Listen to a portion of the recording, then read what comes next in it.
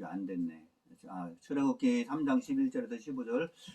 내가 그 PPT가 준비가 안 됐어요. 그러니까 같이 3장 11절에서 15절 제가 짧은 구절이기 때문에 같이 제가 대표로 봉독을 하겠습니다. PPT가 안 됐어요. 자, 좀 봉독합니다. 3장 11절에서 15절.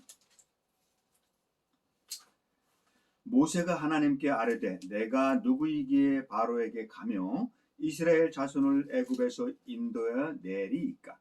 하나님이 이르시되 내가 반드시 너와 함께 있으리라.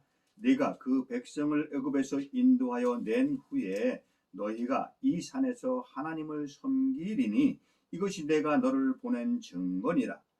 모세가 하나님께 아뢰되 내가 이스라엘 자손에게 가서 이르기를 너희 조상의 하나님이 나를 너희에게 보내셨다 하면 그들이 내게 묻기를 그의 이름이 무엇이냐 하리니 내가 무엇이라고 그들에게 말하리이까. 하나님이 모세에게 이르시되 나는 스스로 있는 자이니라. 또 이르시되 너는 이스라엘 자손에게 이같이 이르기를 스스로 있는 자가 나를 너희에게 보내셨다 하라.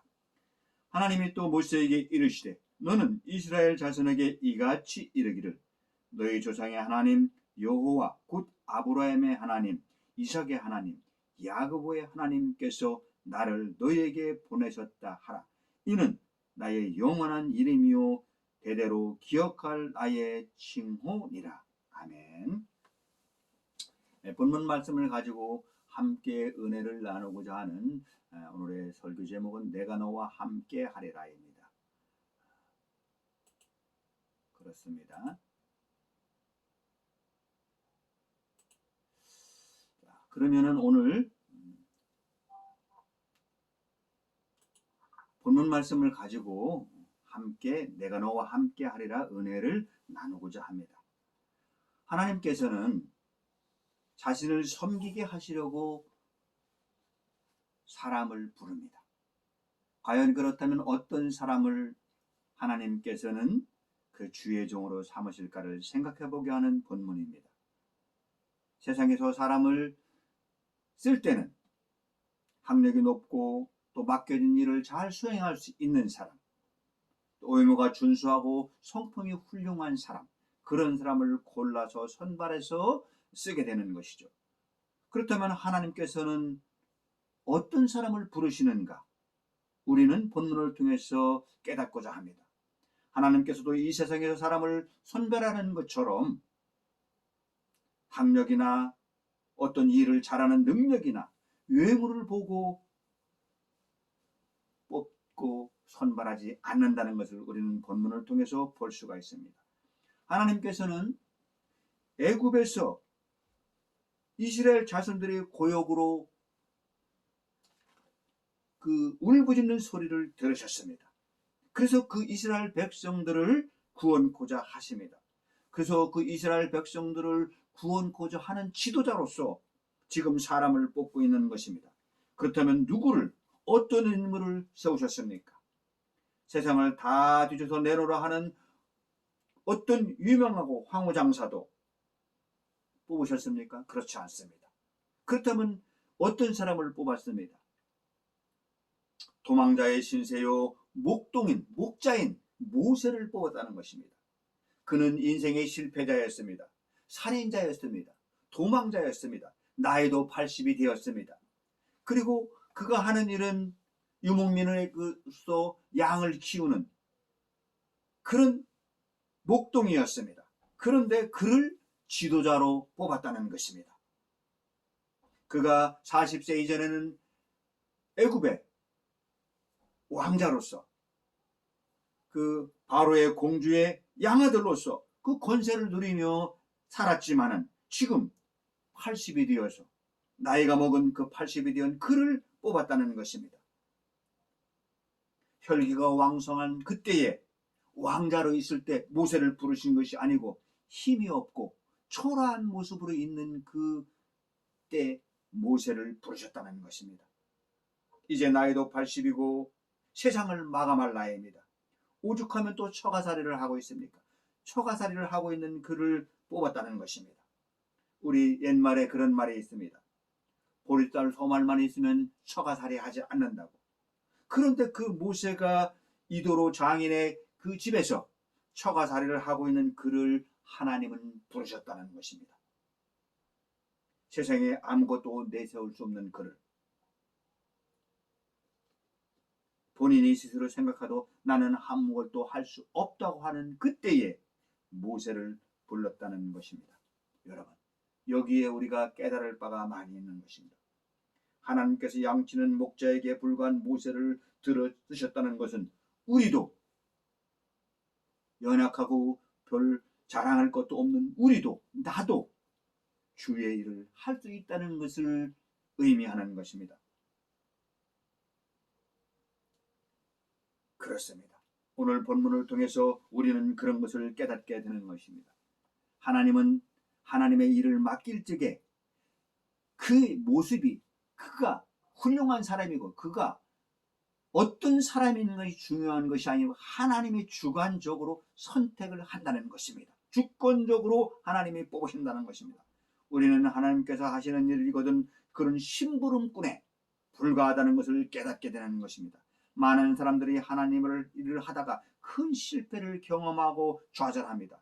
내 능력이 부족해서 내가 그런 일을 할 만한 저기가 안 된다고 실망하고 자기 자신을 막 자책합니다. 그렇지 않다는 것입니다. 하나님의 일을 하다가 그 일이 멈추거나 일이 잘못되어 간다면 하나님께서 멈추게 하신다는 것을 깨달으시기 바랍니다.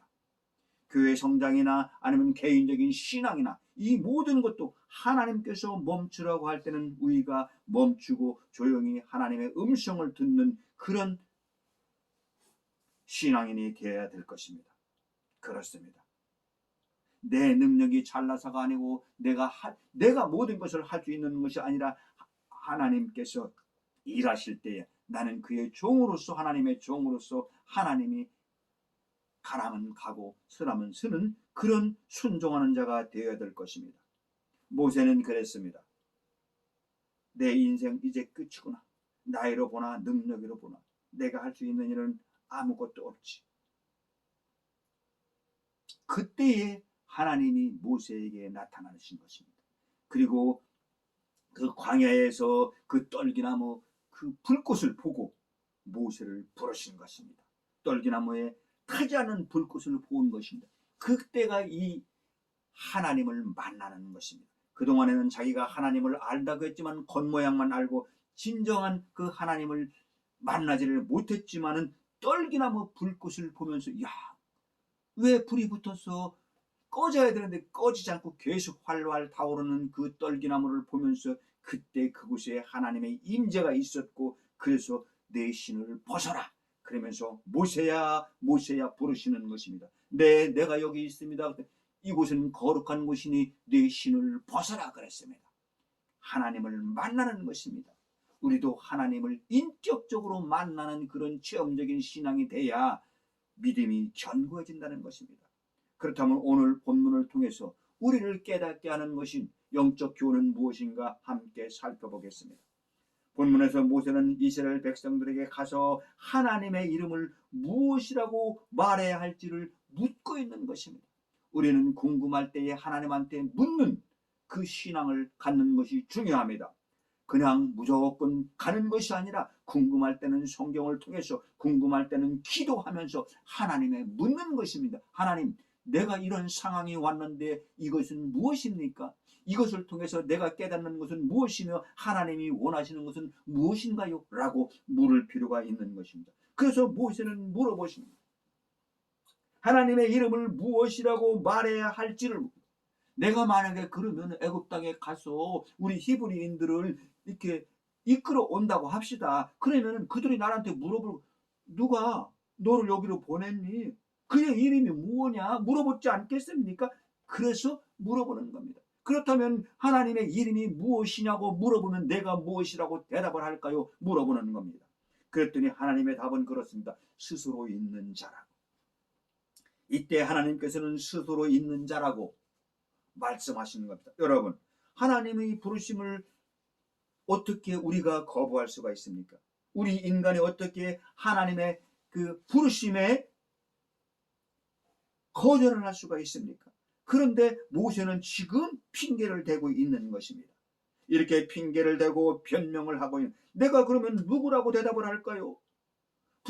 나를 부르는 사람은 누구라고 얘기를 할까요? 이름이 뭐냐고 물어보면 어떻게 말을 할까요? 묻고 있는 것입니다. 묻고 있는 거지만 어떻게 보면 변명과 핑계일 수도 있습니다. 그러나 그것까지도 하나님은 용납하시고 설명을 해주고 있습니다. 하지만 하나님께서는 당장 진노하거나 심판하지 않으시고 그에게 알려주고 있는 것입니다. 모세는 하나님께서 직접 이스라엘 백성들이 애굽의 노예 상태인 그들에게 약속의 땅 가나안으로 인도하라고 명령을 받았습니다. 그러나 모세는 하나님의 그러한 명령에 선뜻 순종하지 않았습니다. 오늘날도 우리를 하나님께서 부르실 때 우리는 얼마나 변명하며 핑계를 대며 하나님의 부르심에 불순종하는지 우리를 다시 한번 뒤돌아봐야 될 것입니다. 추수할 것은 많은데 일꾼이 없다고 주님은 말했습니다. 사람들은 핑계를 댑니다. 특별히 지금 같은 코로나로 전 세계에 감염병이 돌고 예배하지 못하게 하고 모이지 못하게 하는 이때에는 더욱더 그렇습니다. 핑계대기가 너무도 좋습니다. 예배할 수가 없어, 만날 수가 없어, 그러니 우리 좀 견뎌냅시다라는 핑계를 대며 복음을 전하는 일을 게으리하는 사람이 너도 나도, 목회자뿐만 아니라 성도들도 마찬가지로 복음을 전하는 일에 우리는 다 내려놓고 청지 상태로 되었습니다. 그렇기 때문에 주님은 지금 추수할 것은 많은데 일꾼은 없다라고 말씀하시지 않나 우리는 생각해 볼 필요가 있는 것입니다.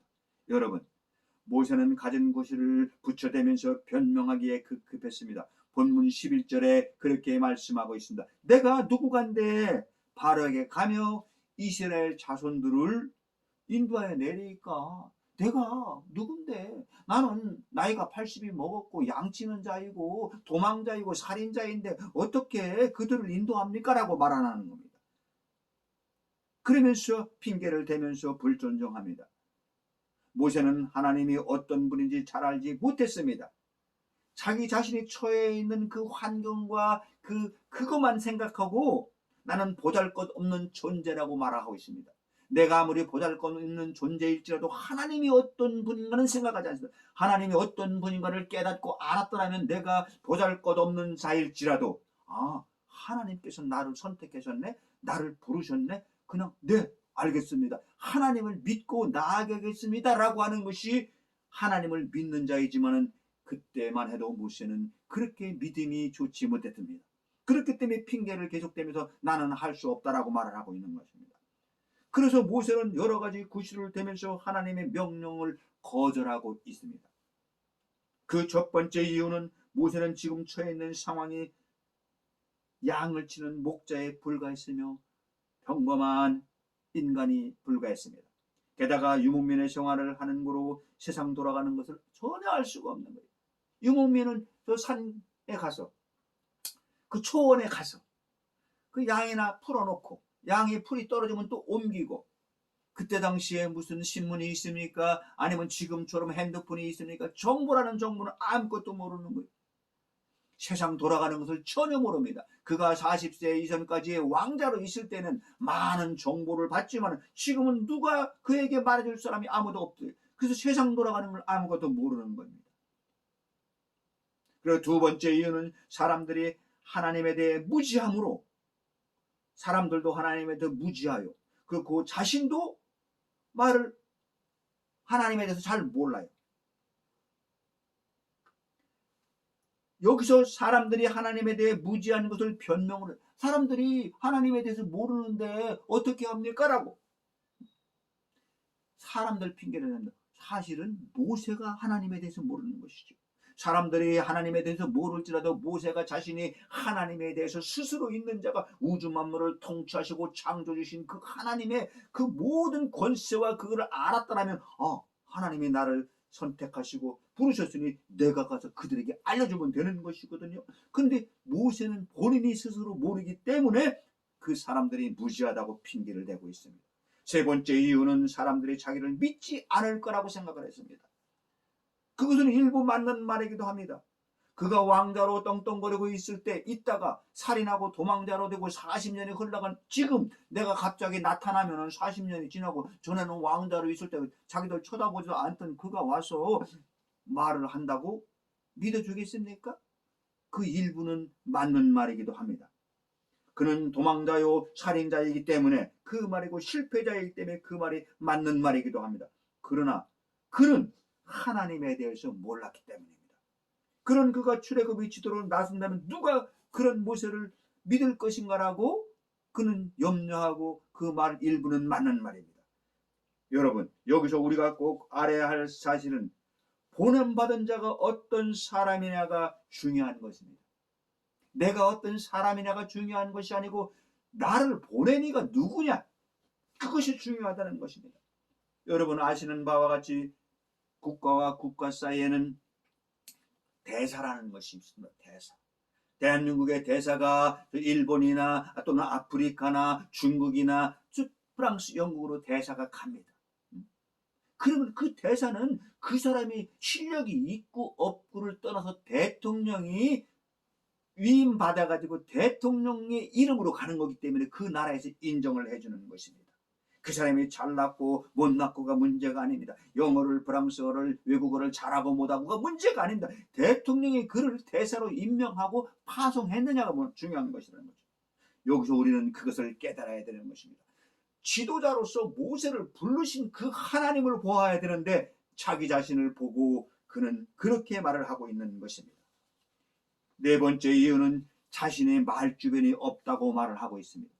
나는 말 못하는 자입니다. 그렇게 그가 왕자로 있을 때 40세 전에는 어땠습니까? 얼마나 말을 잘하고 많은 그때 당시에 애굽이라는 것은 이집트는 지금의 미국 이상으로 모든 과학과 문명이 발달하고 그 많은 그 속국들을 가지고 지배하는 그런 강대한 나라였습니다. 많은 문물들을 가지고 있습니다. 그렇기 때문에 지식도 있고 많은 것들을 배워서 학문도 있고 왕자이기 때문에 권세도 있었습니다. 그런데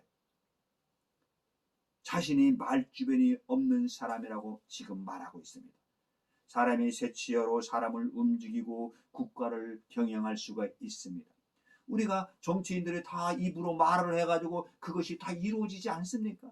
물론 그 뒤에는 말을 하기 전에 그 뒤에 문서라든지 이런 것이 입증서류가 있지만 어쨌든 정치인들이 말로 다 선포하고 국회의원도 국회에서 말로 얘기하지 않습니까?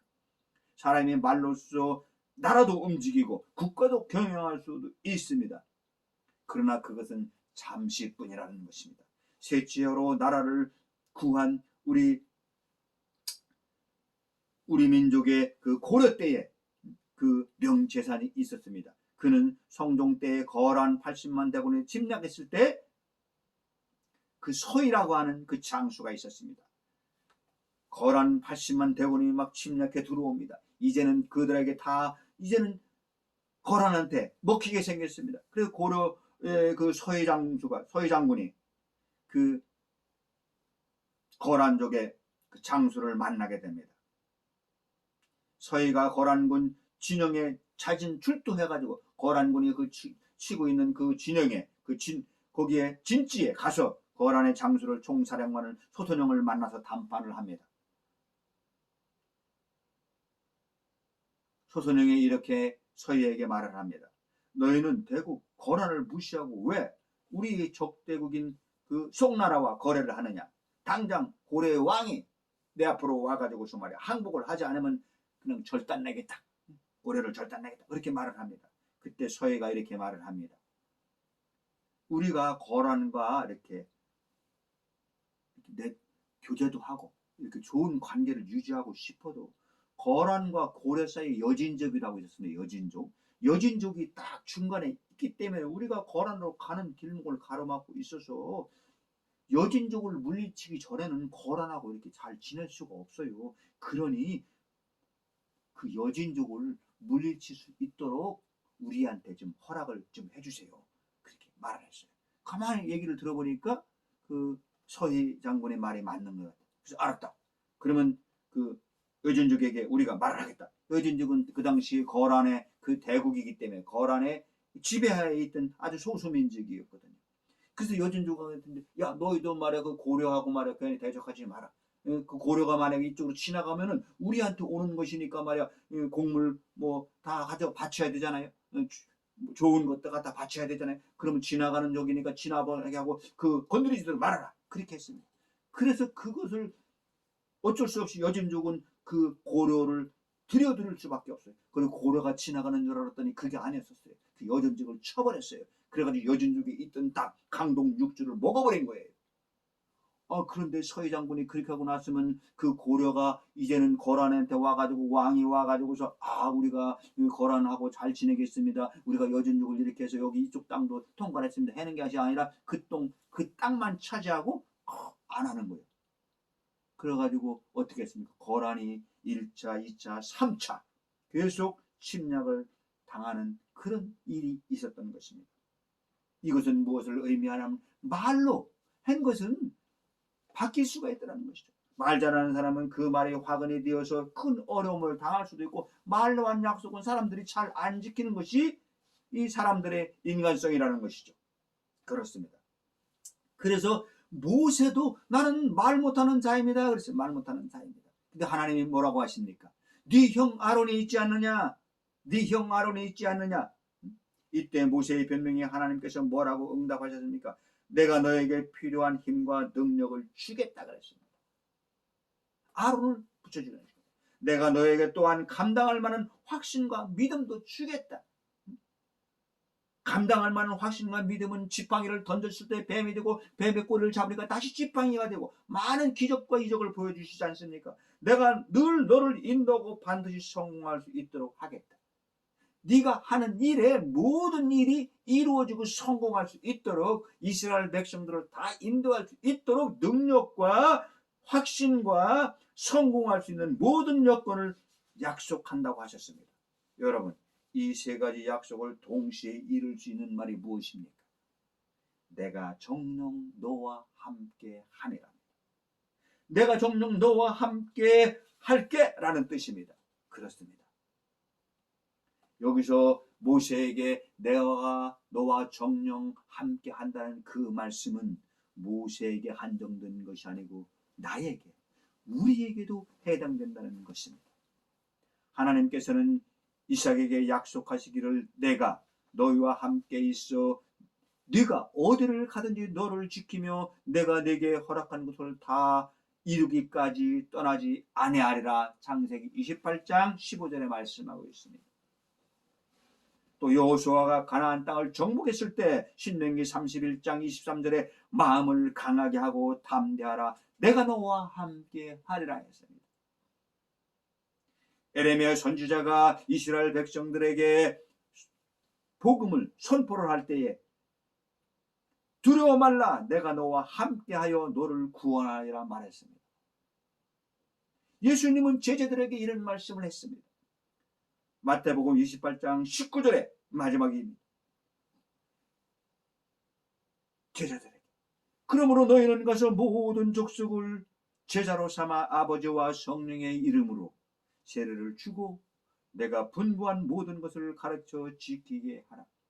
볼지어다 내가 세상 끝날까지 너희와 항상 함께 하리라 말씀했습니다. 예수님은 부활해도 하늘로 승천하시기 전에 제자들에게 이렇게 말씀하시는 것입니다. 이 66권의 모든 말씀을 함축해서 우리가 요약한다면 너희와 항상 함께 있으리라, 그런 말씀입니다. 그렇습니다. 성경의 수많은 우리의 선진들을 약속하신 그 말씀은 너희와 항상 함께 있으리라입니다. 그 말씀은 지금 나와 우리와 함께 한다는 그 말씀입니다. 모세가 물어봤습니다. 하나님이 어떤 분이신가요? 물어볼 때 그 이름이 어떤 분이라고 대답하겠습니까? 라고 질문해. I am who I am. 나는 나다. 나는 스스로 있는 자다. 라고 70인역에서 말을 했습니다. 그러나 히브리 원어를 자세히 살펴보면 투비 동사를 사용했습니다. 그렇다면 이 말씀은 무슨 뜻일까요? I will be who I will be. 나는 되고자 하는 대로 앞으로 내가 되어질 나를 것이다. 나일 것이다. 이것은 무엇을 말하면 내가 누구인지 내 이름이 무엇인지 그것은 앞으로 내가 누구인지 드러나게 될 나를 통하여 내가 누구인지 알게 될 것이라는 말입니다. 여호와 우리 가운데 거하시며 인도하신 하나님이십니다. 그 여호와 우리 가운데 거하시며 우리를 인도하실 그 하나님은 깨닫게 된 거예요. 모세는 내가 알았던 하나님이 그런 하나님 스스로 있는 자일 뿐만 아니라 앞으로 네가 알아갈 그런 하나님이라는 것을 알았던 것입니다. 모세는 이것을 깨닫고 나서 이런 깨달음이 왔던 것은 40년의 왕자 있을 때 깨달은 것이 아닙니다. 40년 또 그 목동으로 있다가 나이가 80대가 되고 초라한 모습일 때 나는 아무것도 할 수 없습니다라고 자신을 고백하는 그때에 그는 깨닫게 된 것입니다. 그렇습니다. 우리는 내가 아무것도 할습니다 라고 할 수 있는 그런 말을 하는 상황이 왔을 때 주님의 뜻이 무엇인가, 하나님은 어떻게 나를 보내시는 분이 누구신가를 돌아보며 나와 함께 하시는 그분을 약속의 말씀을 믿어야 될 것입니다. 하나님께서 스스로 있는 자라 하심은 영원토록 변치 않는 분이시라는 뜻입니다. 이 세상 모든 피조물은 시시때때로 변화되고 변질되어 갑니다. 아무리 화려한 꽃도 건강했던 우리도 나이가 먹어가면서 다 초라한 모습으로 바뀝니다. 저도 20, 30대 운동 많이 하며 알통자랑하며 체력을 자랑하고 그렇게 했던 적도 있습니다. 그러나 세월이 지나고 흰머리가 나고 배도 나오고 여러 가지로 그렇지만 이 초라한 모습인 것 같지만 하나님은 더 가까이 하시고 말씀을 전하는 자로 목사로서 복음을 전하는 자로서 허락하시고 인정해 주신 그 은혜에 감사할 뿐입니다. 여러분 지금 상황이 어렵고 힘드십니까? 고난 속에 있습니까? 하나님께서 나를 찾으시면 나를 통해 무엇을 하시기를 원하는가를 깊이 생각하며 주님의 음성을 듣는 시간이 되시기를 주의 이름으로 축원을 드립니다. 오직 변하지 않는 분 하나님뿐이신 것을 믿으시기 바랍니다. 변하지 않는 것은 하나님의 존재뿐 아니라 하나님의 약속도 변하지 않는다는 점에서 우리에게는 용기를 주고 소망과 희망을 주는 것입니다. 하나님께서 그때 달라진다면 어떻게 우리가 하나님을 믿고 신뢰할 수 있겠습니까?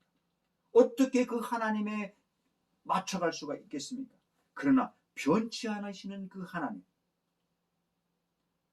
오늘도 우리 하나님께서는 고통받고 신음하고 있는 많은 그 뭇백성들에게, 힘들고 지쳐있는 자들에게 구원의 메시지를 전하라고 명령하고 있습니다.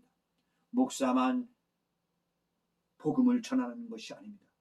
성도 내가 아는 만큼 복음을 전하는 것입니다. 내 가족에게, 내 형제와 내 친구들에게 예수님을 자랑하는 것입니다. 그리고 하나님의 내가 아는 만큼 자랑하는 것입니다. 그래서 그 하나님의 내가 모르기 때문에 말을 못 전하는 것입니다. 그래서 우리는 말씀도 공부하고 설교도 듣고 그래서 길을 열어야 되는 거예요. 그래서 하나님과 더 친밀한 관계를 하면서 복음을 전해야 될 것입니다. 3500년 전에 모세에게 약속하신 그 하나님, 스스로 계신 그 하나님은 지금 나에게, 우리에게 1.16도 변함이 없다는 것입니다. 이번 23일 다음 주 토요일이면 결혼을 하게 된 태환이와 민정자매, 그 가정에 하나님의 축복이 있기를 원합니다. 그리고 또 함께 이렇게 줌으로 예배하는 우리 용민이 시험 준비 잘하고 모든 그 자격증 시험이 하나님의 말씀 안에서 승리하기를 바랍니다. 그래서 좋은 성적으로 좋은 결과가 있기를 예수 그리스도의 이름으로 축복하며 축원을 드립니다. 기도하겠습니다. 사랑의 하나님 감사합니다. 오늘도 함께 하신 주님을 찬양합니다. 1.16도 변함이 없고 나와 함께 하시는 그 하나님을 신뢰하며 우리가 나아가게 하여 주옵소서. 감사드리며 예수님 이름으로 기도하옵나이다. 아멘. 조금 꺼져줄 테입니다.